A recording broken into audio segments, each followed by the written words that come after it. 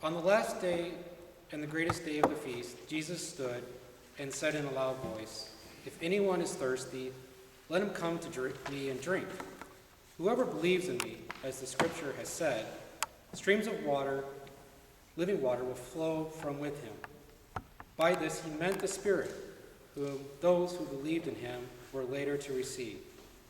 Up to that time, the Spirit had not been given, since Jesus had not yet been glorified. I want to thank you for allowing me to preach, and I'm definitely thankful that Pastor Cullen is here to let me do this. As he said, I am in the process of ordination, local pastorate, and I'm still fairly new in the UMC process. But again, thank you. Over the past 10 years, I've been in some form or fashion in the mental health field. And over those years, there's been one thing that tends to stick out over and over and over with me. We are people who desire to be with other people. There's this innate desire to want to bond with somebody, an innate desire to connect with somebody. Even in the studies and the research has shown that people who tend to have difficulty with dealing with people, having difficulty with personalities, it's because they did not grow up with a caregiver or a family member who cared deeply and was able to bond with them. And because of that lack of bonding, that created an element of, uncertainty, low self-esteem, doubt, and in a way, a craving to want to be with other people. And what's interesting is that even though they were unable to have that craving, they had that craving but yet unable to bond, some will tend to sabotage or to abandon the relationship before it even starts to get connected. We are people who desire to be with other people. I really am convinced that is our innate desire. If someone comes into my office and is depressed, one thing that I try to get them to do is, if they have nothing that they're doing in the day, try to get them connected to a day program, because then it allows them some structure. And if they have that structure, that then decreases the isolation and depression. They've even found that if people eat unhealthy, or if they drink, or if they smoke, or they do anything that is unhealthy, and they are with groups of people, they tend to do better living longer than someone who runs marathons, who eats healthy, is able to do everything that is right in the sense of health-wise, and yet is alone. People who have friendships survive longer. But as the words of John Ortberg said, it sounds like it's better to eat with people with Twinkies than broccoli alone. There is this desire to be with people. And I think along with that same breath, there's this desire to be with God, the desire to be with our Creator.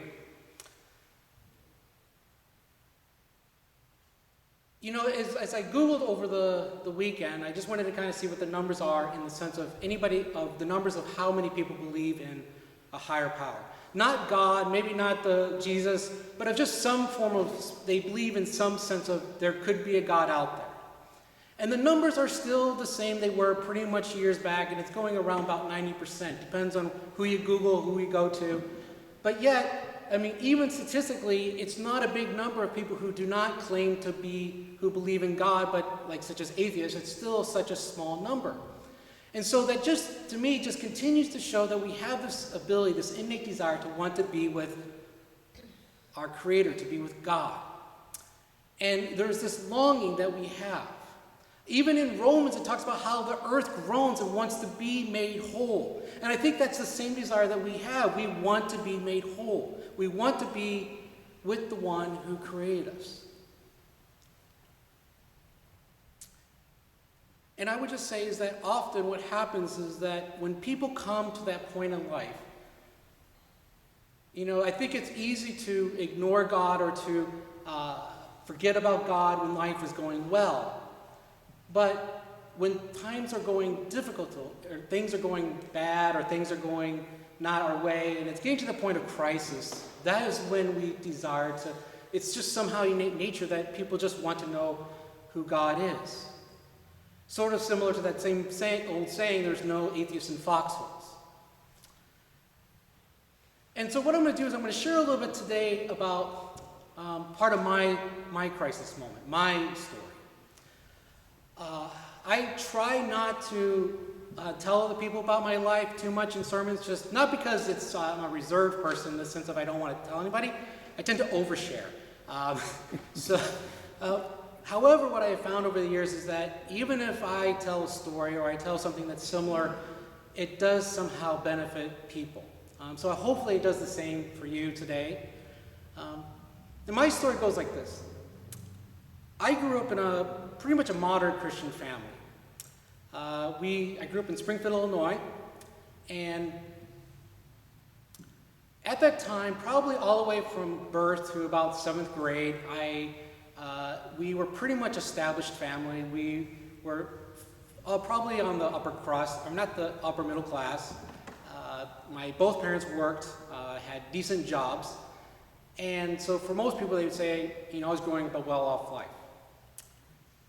But around the middle of 7th grade year, that's when things started to kind of change. It was like the beginning of a snowball. And that was because my dad had decided to move to Chicago and bring the family along. And looking back, I would say that I could see why my dad did that. It was an opportunity of a lifetime. He was a banker, and he was able to, the job he was hired to do was to be a vice president of a well-known local bank. It's not national, but it's well-known in Chicago.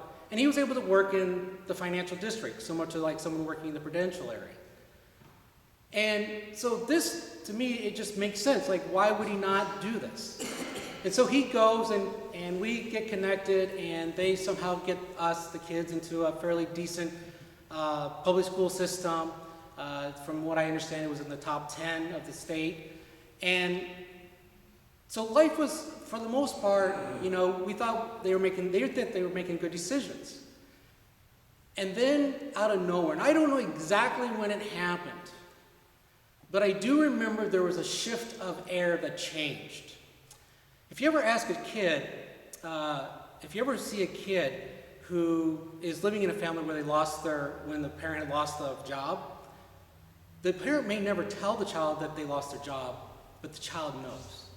There's something off. And that goes around maybe as young as 4 years old, 5 years old.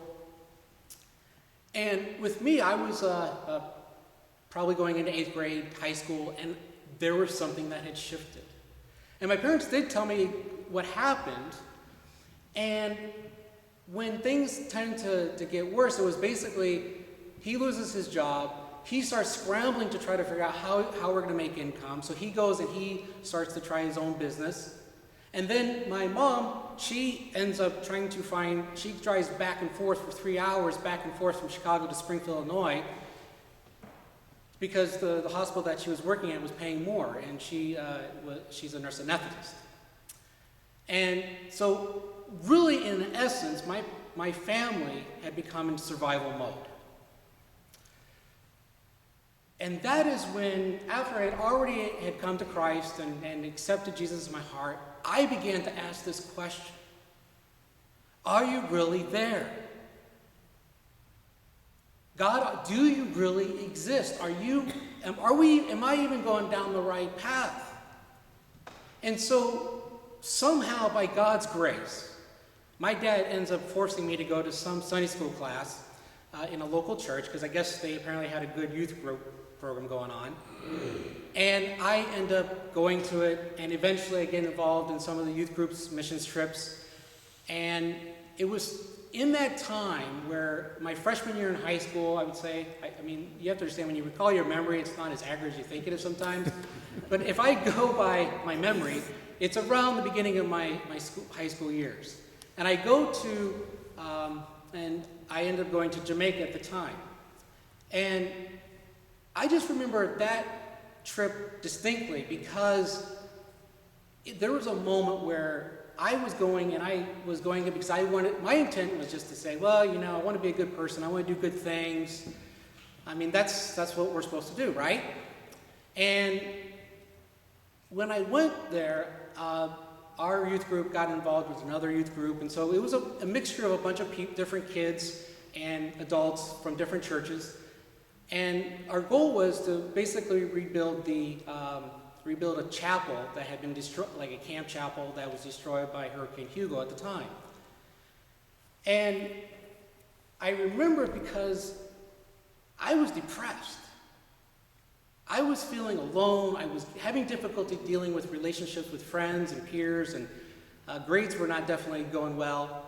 And, looking as a therapist's lens, I was clearly depressed. And as I go and I look, I saw something that I had rarely ever seen, and that was a group of people, these Christians, mainly the adults, who had a love for God that I had never seen before. It was almost like they were happy no matter what had happened to them. And this was both the white adults that came with me and also the Jamaican Christians. They somehow had something inside them that I'm like, I want that. I want to have what they're having. And as time went on, I began to commit my life to Christ, and I began to realize it was because they were willing to commit their life to Jesus that no matter what was going on in life, no matter the circumstances, no matter how hard life was going, they had committed their life, and they knew there was a hope and assurance that God was with them, and that Jesus is with them. And that is the Holy Spirit that is inside them that allowed them to have this assurance even when a crisis happens. Even when there's that time where you just don't understand what's going to happen next. I'm convinced that it is hard to go with life without having some form of crisis in life. I joke, I sometimes wish that my only problem in life was to worry about if I should get a Persian rug or an Asian rug, and that's the end of the day. And yet, it's hard to go with life without having some difficulty. And yet, I know that I had the assurance. I knew that my life had changed when I finally came to a point, another crisis in my life. And that was when my daughter was born, and we didn't know if she needed heart surgery or not. Somehow she gets springboarded to NICU over Boston's, and gratefully she only stayed there for a week, and the tests continue to show that her EKG is doing well, and so she's doing fine. She's functioning like any other normal kid. But I remember that week, I had never clinged to God more than I had ever done in my life. I remember sitting in the chapel and just praying and going, God, whatever happens, I know I have to still trust you because you are there. And I had that is probably the most I had ever clinged to God in my entire life. Probably more so than I have, for my years right now. And I can just say that probably if I go by numbers, I'll probably have another crisis in life. Raising a kid, right? She's gonna be a teenager soon, so I still gotta go through that. But the issue is that we need to seek God, even when there's times of difficulty. If we desire to seek God, if we desire to cling to Jesus, then as the passage says, that we will never go thirsty. That we will never go dry. We will never go hungry. There doesn't mean that Jesus is promising that if you come to me, you're not going to have any difficulty. He's not promising that if you come to me that you're going to have something that is just out of nowhere going to change your life.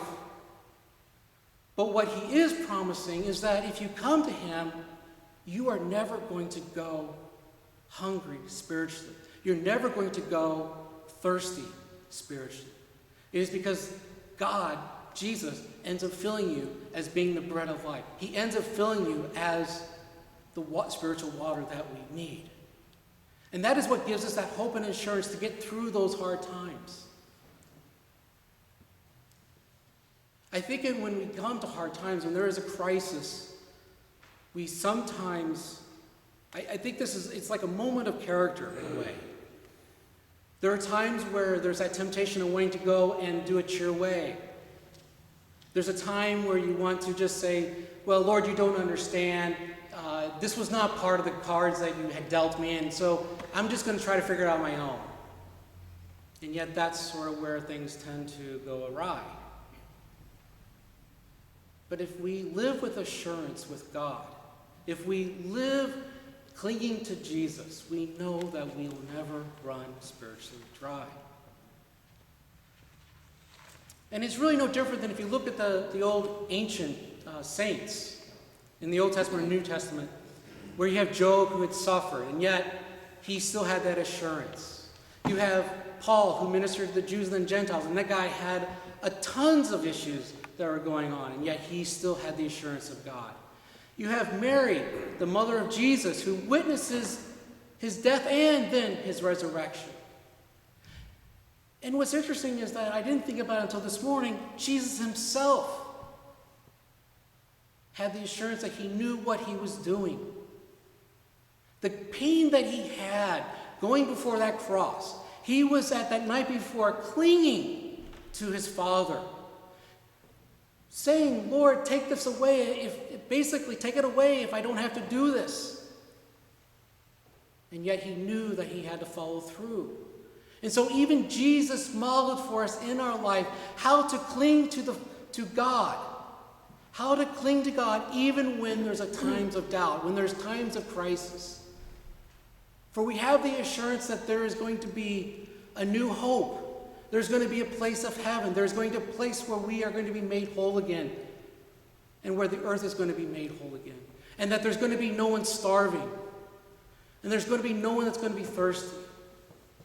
And the thing is that with being with God at this time and day and year and in this time of our life, I guess my best advice is that we cling to Jesus. We come to him craving for him. As one person had told me, we need to come to God as like a fresh new piece of bread every morning. Now, I admit I'm not perfect at that. Unfortunately, my clinging to Jesus tends to be more based on experience rather than what the realities are in life. Sometimes it's just going through the drudgery of life. It's just, doing the motions, getting through the day, the 40-hour week, the 60-hour week, whatever it is. And so, unfortunately, my clinging to God tends to be more based on experience than anything else. And I know that's probably not the best way, but it's just my reality. That's how I do it. And I want to crave him more. I want to desire to be with him more. With that said, the one thing I want to kind of point out is the uniqueness about the passage. It says that on the last day of the feast, it's referring to the Feast of the Tabernacles, Feast of the Tabernacles. And basically, this festival lasts 7 days, where priests will basically gather water from the pool of Siloam, and they would take that water and take it to an offering and pour water into a bowl. And the reason they do that every year, around October or September, is to remind them that to remind them that they were in the wilderness, to remind them that it was God who provided the water for them when they were in the wilderness for 40 days. If you remember correctly, if you remember the story where Jesus, why do I keep saying Jesus? You remember in Exodus that they wandered for 40 years and that Moses strikes the rock. Of course, he wasn't supposed to strike it. He was supposed to speak to it. And so he had sinned and he wasn't given the chance to go into the promised land. And yet, even with his disobedience, God still provided their water, provided their thirst. And at the time that it was happening right around the last year of their wilderness. They were getting ready to go into the promised land. They were ready to, have the lands of milk with honey. And so that was symbolic to say that God is there with them even during that time of turmoil, during that difficulty. And so what's interesting about Jesus saying that he is the living water is on the 8th day during this Feast of Tabernacles, they don't pour water. They don't gather the water from Pool of Shiloh, and they don't take it to the offering. They rather just have a closed assembly. And what Jesus does on that day is he stands up and he says, I am the living water. And if you're sitting in that area, he's claiming that he is that water that came from out of the rock. He's saying that I am your spiritual water during that time of wilderness. I am the Messiah who had come. And that if you come to me, you will never grow thirsty. You know what it's like to be thirsty? After a hard day at work, or after doing some exercise, or just you know what it's like. And you know what it's like at some level to be hungry. I can't probably say I know what it's like to be as hungry as some of the children that Mike had talked about, but we do know when we're hungry and when we're thirsty. And I guess if anything you get out of this today, my prayer, and I'm preaching to myself as much as I am talking to you today, when we cling to Jesus, when we come to him, no matter the circumstances, no matter if it's through the good times or through the hard times, we will never go thirsty again. We will never go spiritually dry. For we have the hope and assurance that God is with us.